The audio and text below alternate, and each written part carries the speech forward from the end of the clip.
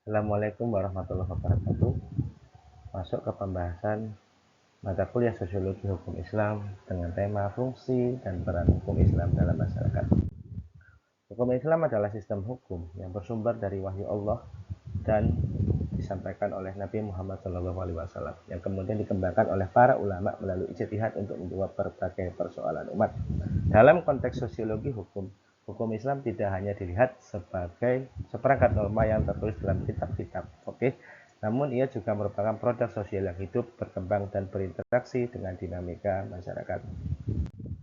Fungsi hukum Islam dalam masyarakat. Di sini ada beberapa fungsi. Yang pertama adalah fungsi regulatif, yaitu fungsi yang menyatakan bahwa hukum Islam sebagai pedoman hidup yang mengatur hubungan manusia dengan Tuhannya, manusia dengan sesamanya, dan manusia dengan lingkungan sekitarnya. Dalam ranah sosial, hukum Islam mengatur segala aspek kehidupan masyarakat, mulai dari ibadah, muamalah, kemudian munakahat hingga jinayah. Kemudian fungsi yang kedua adalah fungsi integratif, yaitu pemersatu sosial, yaitu hukum Islam memiliki peran sebagai pembangun kohesi sosial.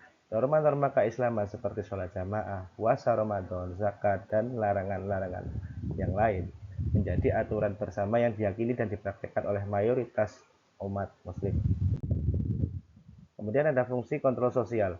Ya, fungsi kontrol sosial adalah hukum Islam sebagai untuk mengkontrol dan menertibkan perilaku anggota masyarakat. Ia membatasi tindakan menyimpang, menetapkan sanksi, dan menanamkan rasa tanggung jawab moral kepada Allah dan masyarakat.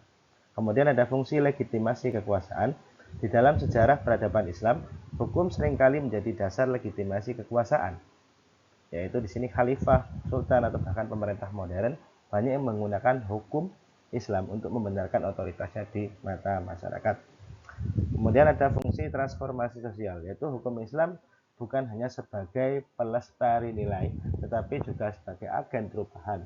Dalam masyarakat yang mengalami ketimpangan sosial, hukum Islam dapat menjadi alat emansipasi dan keadilan.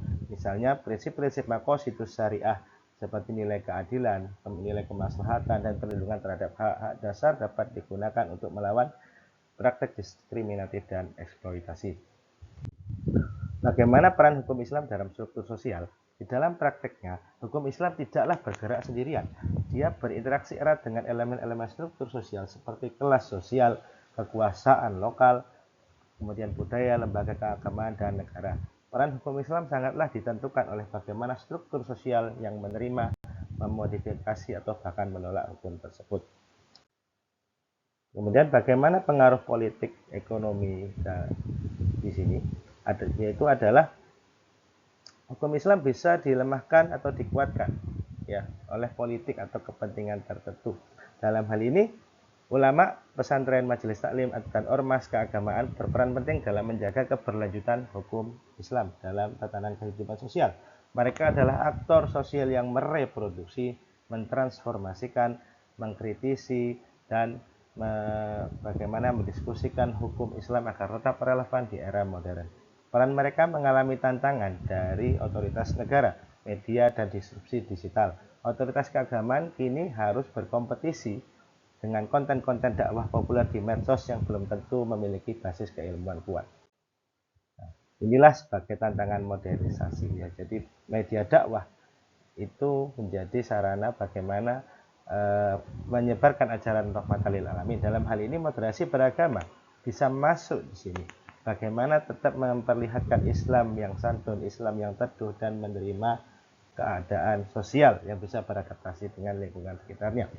Kemudian menutup di sini, kesimpulannya adalah hukum Islam memiliki fungsi yang sangat kompleks dan berlapis dalam masyarakat muslim, tidak hanya sebagai pedoman ibadah, tetapi juga membentuk tatanan sosial, mengatur perilaku masyarakat, memperkuat legitimasi, dan mendorong perubahan sosial.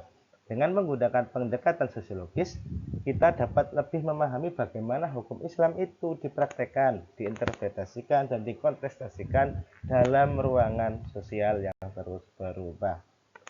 Mungkin ini saja yang bisa saya sampaikan untuk materi hari ini. Kurang lebihnya mohon maaf. Assalamualaikum warahmatullahi wabarakatuh.